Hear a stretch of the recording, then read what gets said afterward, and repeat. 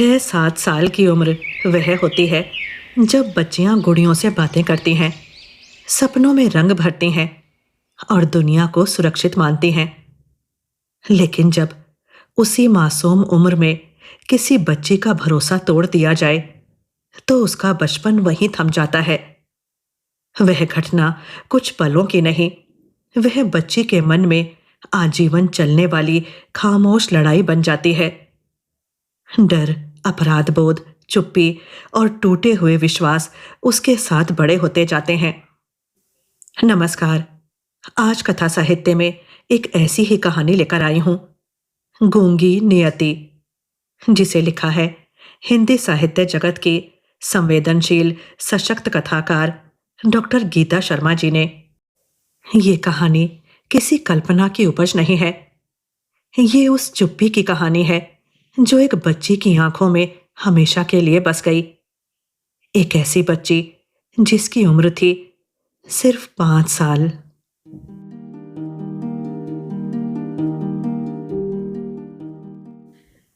School में होने वाले वार्षिकोत्सव समारोह के लिए सभी को आज सभागार में एकत्रित होना है। कोई नाटक खेला जाना है, तो उसी के लिए पात्र चुने जाने हैं। मैडम ने बताया कि तैयारी करवाने बाहर से कोई निर्देशक आए हैं। क्लास से अधिकतर स्टूडेंट्स हॉल में जा चुके हैं, पर सौम्या इस सब को लेकर बहुत उत्साहित नहीं है। बल्कि वो तो जाना भी नहीं चाहती, पर नीरा की जिद करने पर उसे भी आना पड़ा। सामने स्टेज पर प्रिंसिपल मैडम के साथ कई और लोग भी हैं। हॉल में बहुत शोर हो रहा है। तभी प्रिंसिपल मैडम ने सभी को शांत रहने का इशारा किया। उसके बाद एक सज्जन उठे और बताने लगे कि इस बार गिरीश कर्नाड रचित नाटक अग्निवर्षा खेला जाएगा। सौम्या उन्हें नहीं, नीरा को देख रही है, क्योंकि नीरा उसे सांकेतिक भाषा में ये सब समझा रही है। सौम्या जन्मतः गूंगी नहीं थी।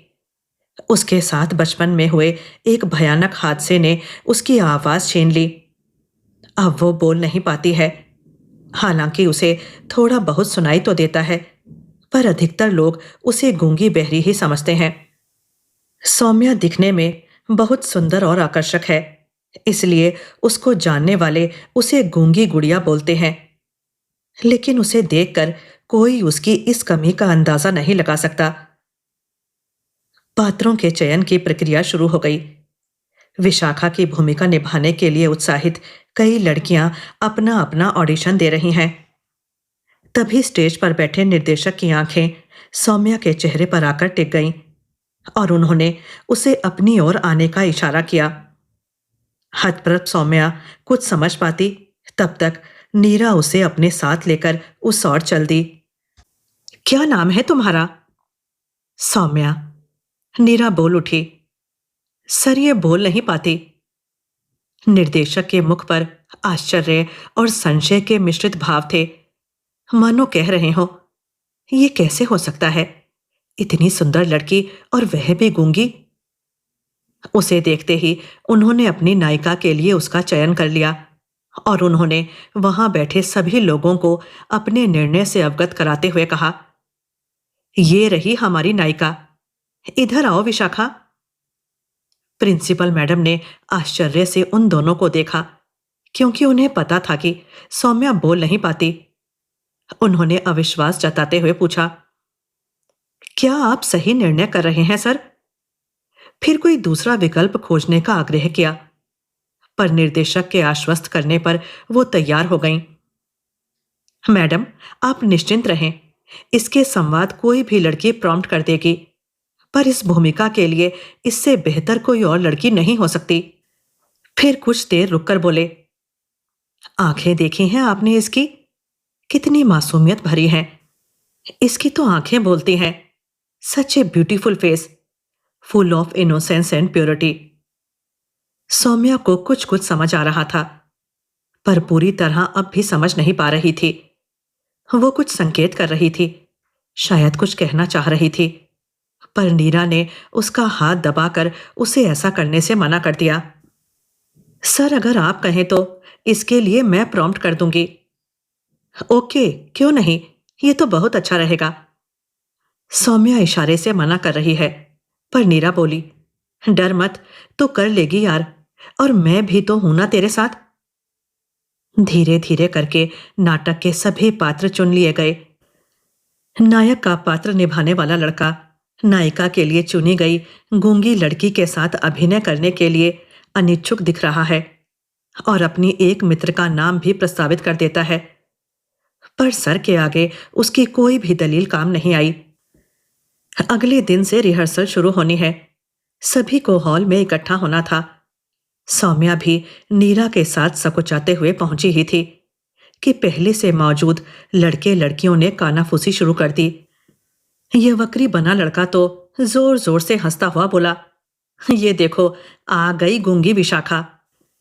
नीरा कुछ बोलती उससे पहले ही सर वहां आ गए तो एकदम से चुप्पी छा गई। सौम्या को समझ आ रहा था कि सब उसका मजाक उड़ा रहे हैं। वो तो करना ही नहीं चाहती है नाटक वाटक, अपना नाम वापस ले लेगी। सब लोग स्टेज पर आ जाएं। सर की आवाज पर सभी स्टेज पर पहुंचने लगे। सौम्या तो सीधे सर के सामने जा पहुंची और सांकेतिक भाषा में उन्हें मना करने लगी कि वो इस भूमिका के लिए किसी और को ले लें।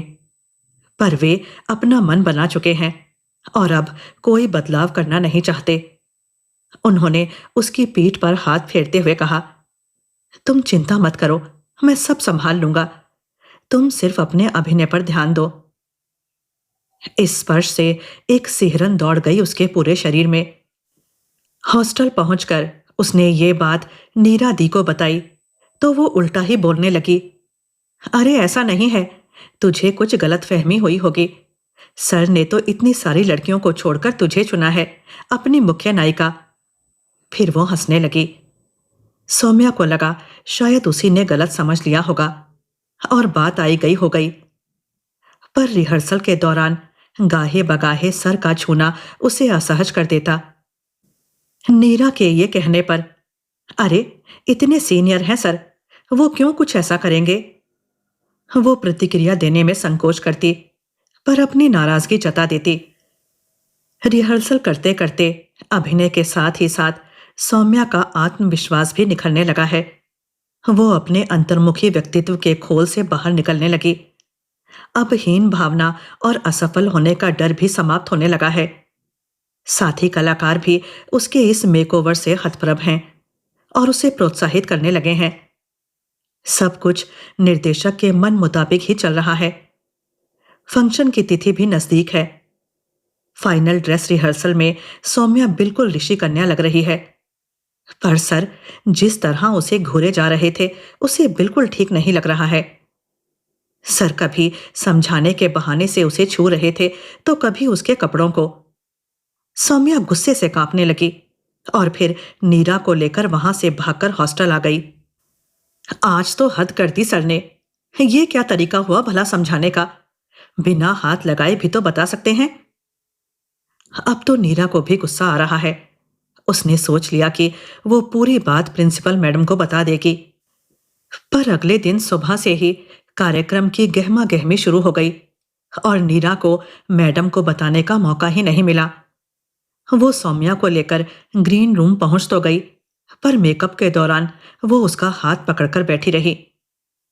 आज स्टेज पर परफॉर्म करते हुए सौम्या को डर लग रहा है, लेकिन नाटक के बीच बीच में तालियों की गड़गड़ाहट से हॉल गूंज उठता तो उसका डर भी जाता रहा। अपने अभिनय को मिली प्रशंसा से सौम्या भी बेहद उत्साहित है। सब लोग उसके अभिनय की तारीफ कर रहे हैं और वो खुश होकर सबका अभिवादन कर रही है। नाटक खत्म होने के बाद सर ने उसे अपने पास आने का इशारा किया ताकि वे उसे कुछ विशिष्ट लोगों से मिलवा सकें। उन्होंने काली शर्ट और जीन्स पहन रखी है और आंखों पर काला चश्मा लगा रखा है। वो उसके कंधे पर हाथ रखकर चल रहे हैं। सौम्या को बहुत अजीब सा लग रहा है, पर जैसे तैसे औपचारिकता पूरी कर वो अपने कपड़े बदलने ग्रीन रूम चली आई। बाकी कलाकार भी आ जा रहे हैं तो उसे पता ही नहीं चला कि सर उसका पीछा करते हुए वहां पहुंच गए। ग्रीन रूम में अकेले मौका पाते ही वे उसे जकड़कर बेतहाशा चूमने लगे। वो कुछ संभल पाती इससे पहले ही उसे एक कोने में ले जाकर उसका मुंह बंद कर दिया और अपने हाथों से उसके अंगों पर प्रहार करने लगे। उसके कंधे पर हाथ फेरते हुए बोले, बहुत सुंदर मेरी गूंगी विशाखा। लेकिन तभी किसी के उस तरफ आने की आवाज सुनकर उन्होंने उसे छोड़ दिया और दूर खड़े हो गए। नीरा दी उसे ढूंढते हुए वहां पहुंच गई। नीरा दी को देखते ही सर उसके अभिनय की तारीफ करने लगे। शी इज जस्ट अमेजिंग, जैसे कुछ हुआ ही ना हो। फिर कुछ बोलते हुए तेजी से बाहर निकल गए। सौम्या को लगा जैसे किसी ने चिड़िया के पंख नोचकर ऊपर से नीचे फेंक दिया हो। वो तो एकदम जड़ हो गई, प्रतिक्रिया विहीन, और वहीं फर्श पर बैठ गई संज्ञा शून्य होकर। नीरा ने उसे झिकझोर कर आवाज दी। नीरा को अपने पास पाकर उनसे लिपटकर वो जोर जोर से रोने लगी। अरे तू रो क्यों रही है? क्या हुआ? कुछ बताएगी भी या बस रोती ही जाएगी? अच्छा, तो ये खुशी के आंसू हैं। बाहर तो चल, देख कितनी तालियां बज रही हैं तेरे लिए। लोग तेरी ही तारीफ कर रहे हैं और तुझसे मिलना चाहते हैं, और तू है कि यहाँ कोने में बैठकर रो रही है। अब उठ, जल्दी चल। मैं ना कहती थी कि तू कर लेगी। मेरी बात सही निकली मेरी प्यारी बहना। अब चल भी। ये रोने का नहीं बल्कि खुश होने का समय है। देखा, सर भी कितनी तारीफ कर रहे थे तेरी। नीरा के दिमाग में तो अभी तक तालियां ही गूंज रही है। वो कुछ और सुनना भी नहीं चाहती। वो उसके आंसू पोंछते हुए उसे लगभग खींचते हुए बाहर ले आई। हॉल में मौजूद सभी लोग उसकी सुंदरता की और उसके अभिनय की तारीफ कर रहे हैं, पर सौम्या तो जैसे अपने होश में ही नहीं है। उसे कुछ अच्छा नहीं लग रहा है, और जो कुछ भी उसके इर्द गिर्द घटित हो रहा है उसे कोई भान नहीं है। वो तो बस नीरा का हाथ पकड़े यंत्रवत इधर उधर हो रही है। वो जल्दी से जल्दी यहां से भाग जाना चाहती है ताकि फूट फूट कर रो सके। उसकी सांसें भी सामान्य नहीं हैं, जैसे दुख, दर्द और पीड़ा उसके गले में अटक गए हों। हॉस्टल लौटने के बाद भी उसे अपनी कोई सुध-बुध नहीं है। उसकी आंखों से बेचारगी बह रही है। वो इतनी अधिक दहशत में है कि नीरा के बार बार पूछने के बाद भी कुछ नहीं बता पाई और बिना कुछ खाए पिए सोने चले गई। नीरा को लगा कि दिन भर की थकान के कारण वो परेशान दिख रही है। सौम्या अपने पलंग पर लेट गई और सोचने लगी कि काश उसके पास भी कोई दिव्य शक्ति होती तो वो भी इस दुष्ट के विनाश के लिए ब्रह्म राक्षस का आवाहन कर लेती, जैसे कि नाटक में हुआ था। पर अफसोस, वो तो अपनी पीड़ा भी नहीं बता पाती। पर उसकी आंखों में नींद नहीं है। वो तो आत्मग्लानि की आग में जल रही है। पछता रही है कि उसको नाटक में भाग ही नहीं लेना चाहिए था। अगर वो मना कर देती तो ये सब नहीं होता। उसके दिमाग में बचपन वाली बुरी घटना, जिसे वो पूरी तरह भूल चुकी थी, बिजली सी कौंधने लगी। वो घटना, वो दिन जिसने उसकी आवाज छीन ली और उसे गूंगी बना दिया, हमेशा हमेशा के लिए। एक एक दृश्य और घटनाक्रम उसकी आंखों में तैरने लगे। उस समय वो कोई 4-5 साल की रही होगी। उस दिन बहुत बारिश हो रही थी और घर पर अम्मा के दूर के एक रिश्तेदार आए हुए थे। अम्मा उन्हें बताने लगी कि किस तरह अचानक मेरा पूरा बदन अकड़ जाता है और मुंह से झाग निकलने लगते हैं।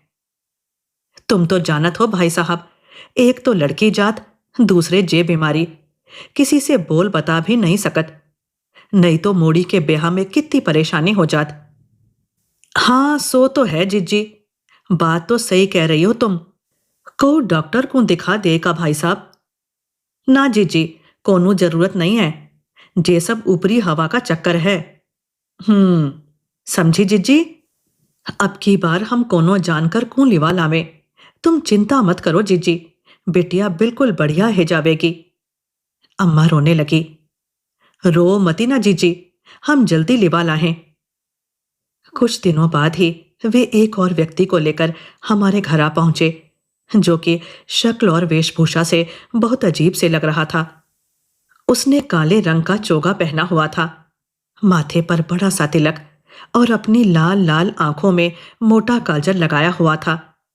मैं तो उसे देखकर ही घर में छुप गई।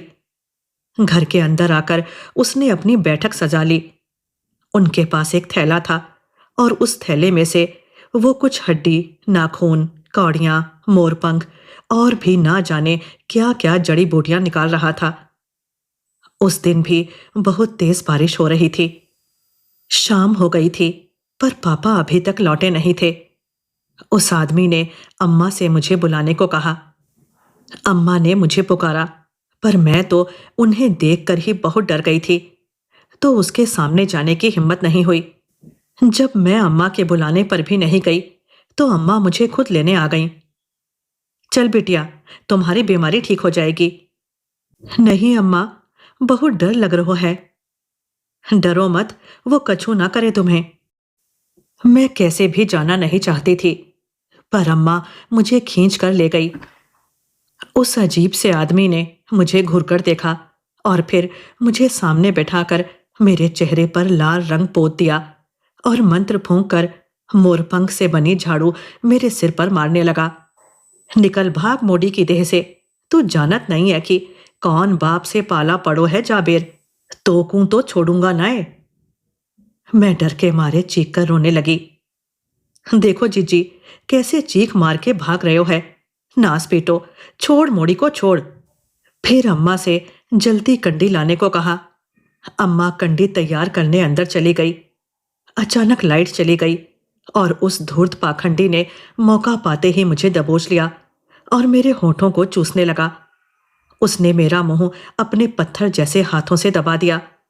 मैं पूरी शक्ति से चीखी, पर आवाज ही नहीं निकली। मैंने पूरी ताकत से उसे काट लिया और उसकी पकड़ ढीली होते ही मैं जोर से चीखी, अम्मा।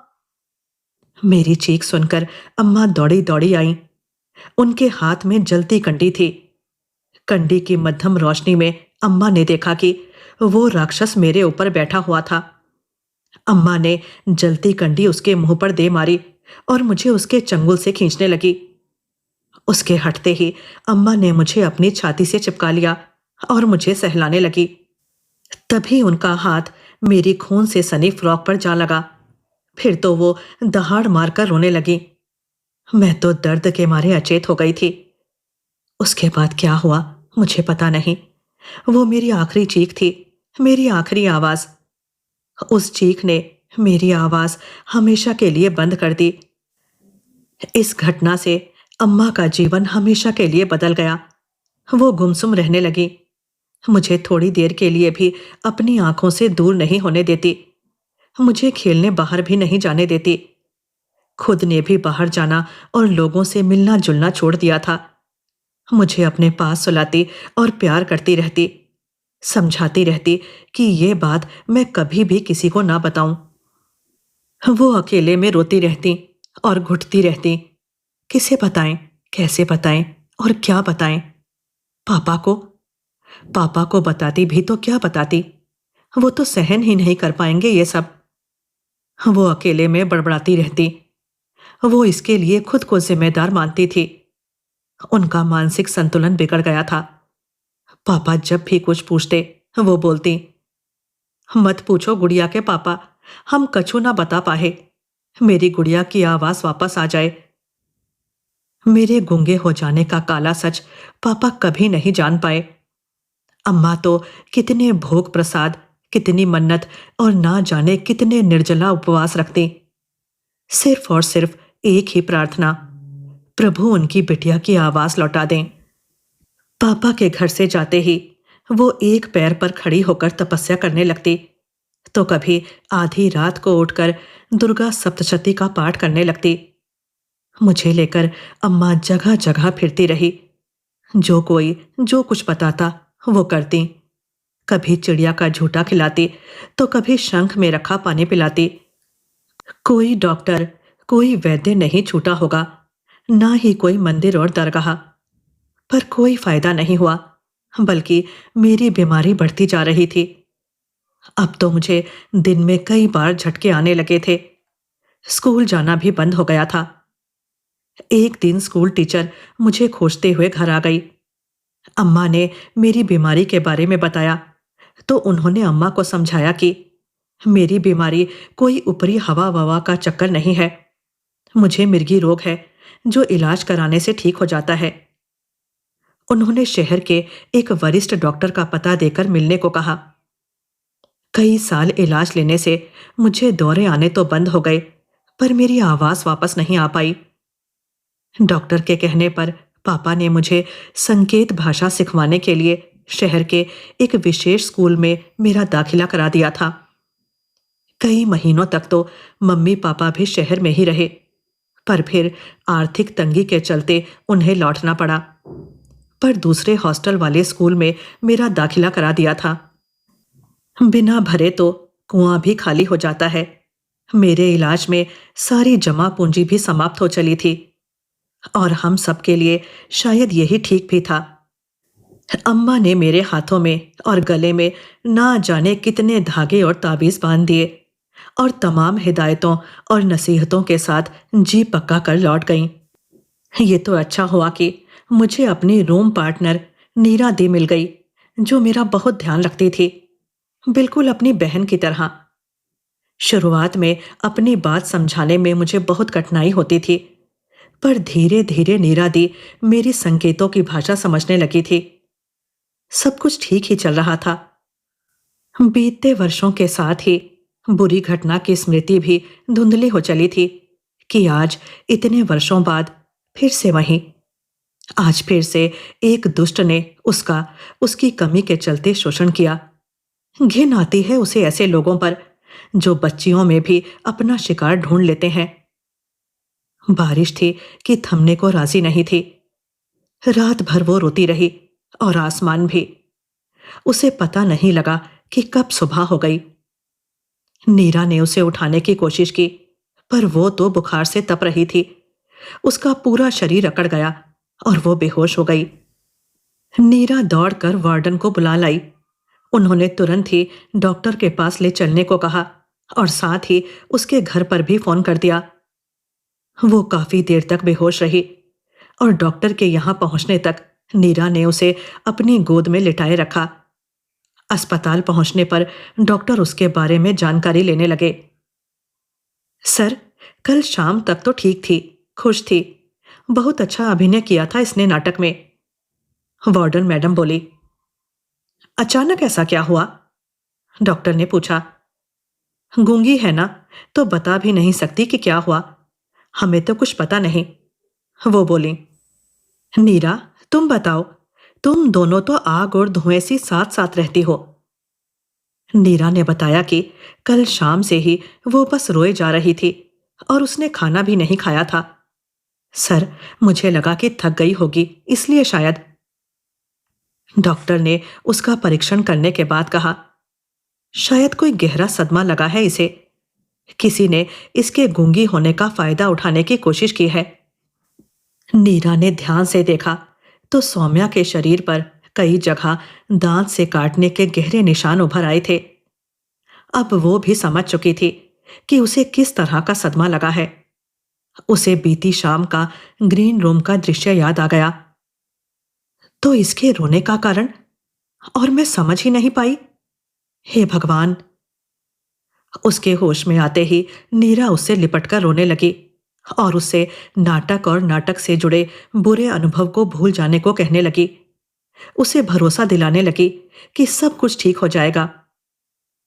तू चिंता मत कर, मैं मैडम से बात करूंगी, उन्हें सब बता दूंगी, तू हिम्मत रख। सौम्या जानती है कि इससे कुछ नहीं बदलने वाला है। अगली बार कोई और बहरूपिया किसी और भेष में उसका गला दबाने आ जाएगा। सोचते ही उसका शरीर कांपने लगा। उसकी भीगी आंखों में कई प्रश्न चिन्ह भर आए। आखिर उसके साथ ही ऐसा क्यों होता है बार बार? क्या इसलिए कि वो गूंगी है? नहीं, कदाचित उसकी नियति ही गूंगी है। कहानी यहीं खत्म होती है, लेकिन सवाल आज भी जिंदा है। उस बच्ची ने कभी कुछ कहा नहीं। क्या हमारा समाज अब भी उतना ही चुप रहेगा? इस कहानी के विषय में आपके कमेंट्स की बहुत ज़्यादा ज़रूरत है। अब मुझे आज्ञा दीजिए। धन्यवाद।